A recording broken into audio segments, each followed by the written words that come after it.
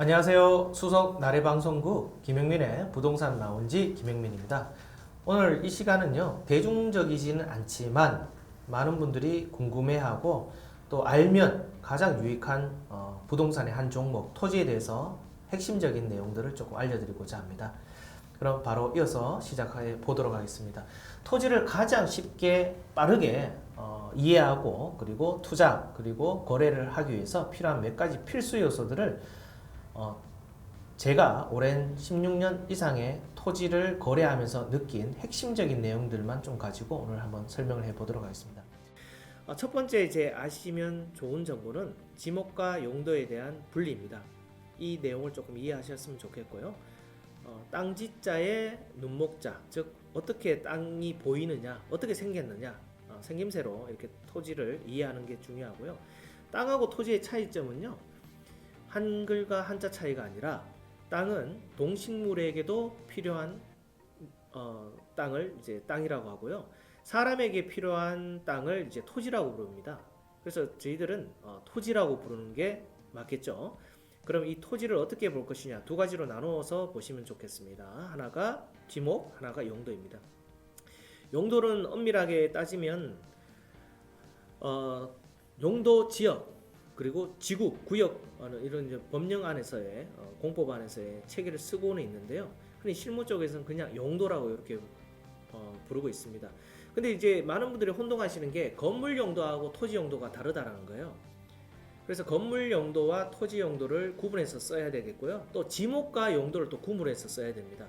이 땅의 용도가 뭡니까 했더니 논이라고 합니다. 이게 안 맞다라는 거죠. 그리고 이 땅의 용도가 뭡니까 했을 때 가수원입니다 라고 해도 안 된다는 거죠.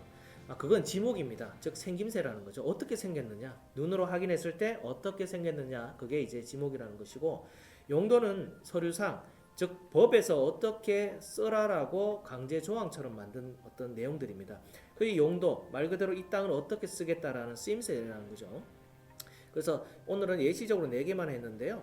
용도가 20개 넘습니다. 그리고 지목은 28개 이렇게 픽스화되어 있고요.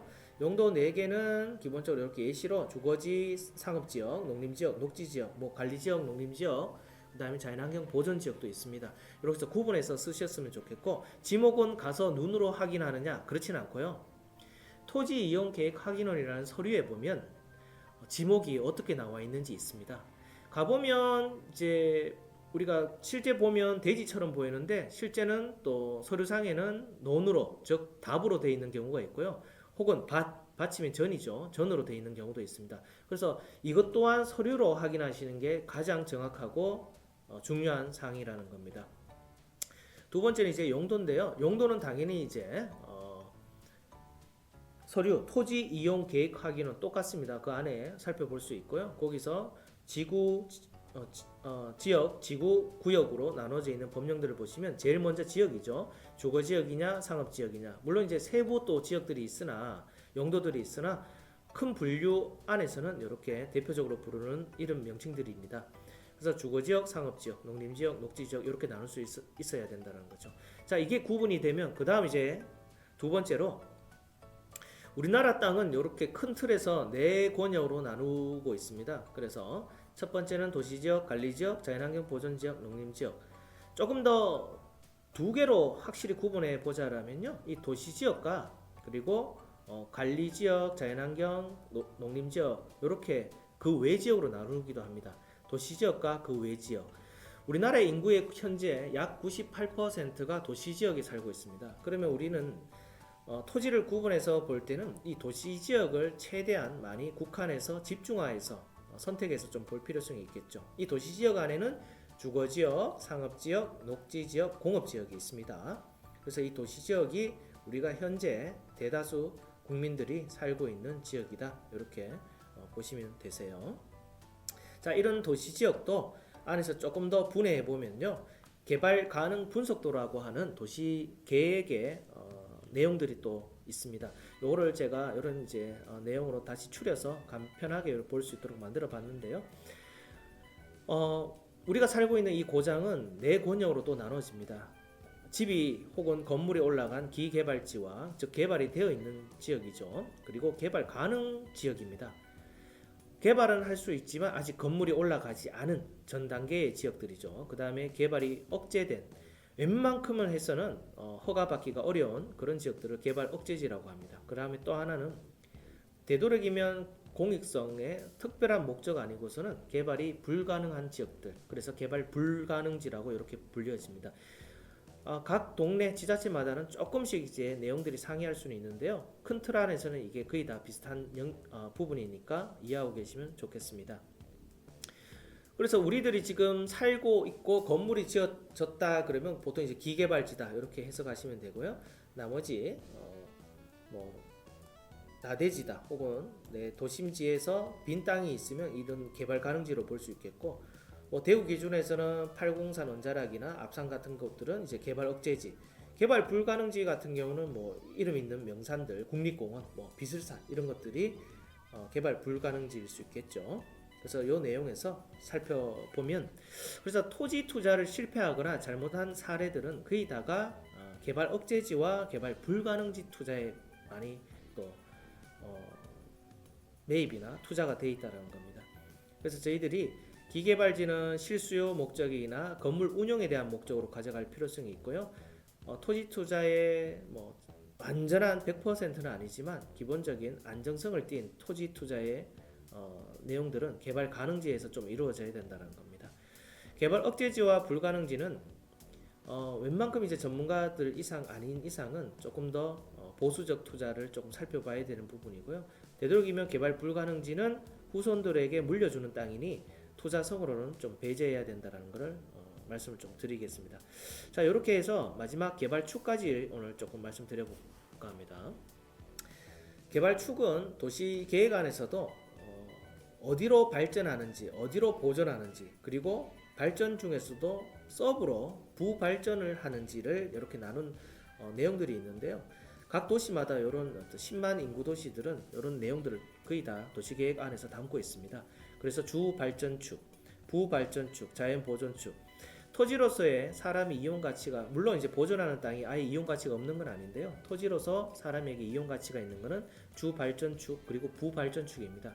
그 중에서도 주발전축이 가치성에서는 더 높게 또 평가가 되어진다는 거죠. 그럼 최종 우리 대구 기준에서 한번 살펴보겠습니다.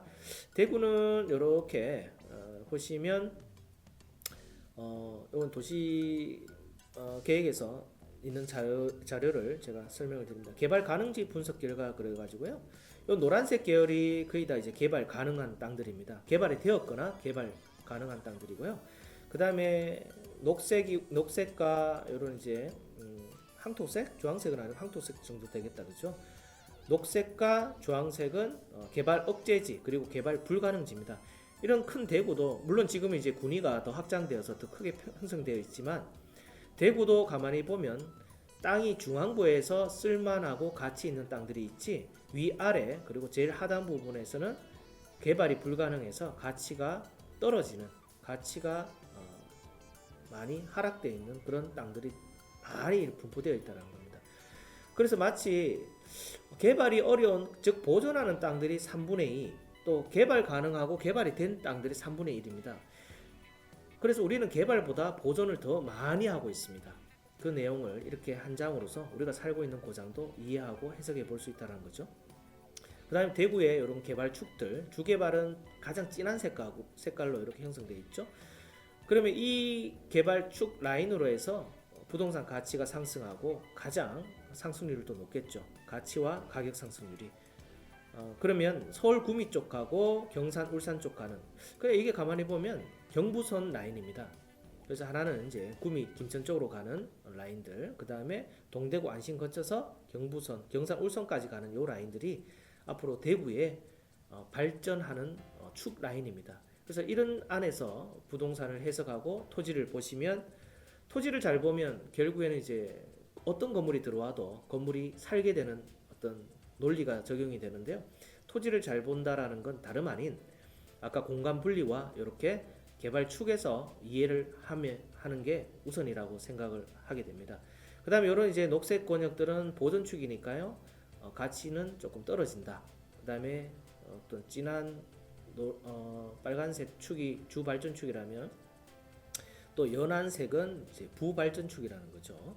이런 이제 노선까지도 한번 살펴보시면 대구를 이해하고 토지를 이해하는 데 있어서 아주 유용한 정보가 될 수 있겠다라는 생각이 듭니다.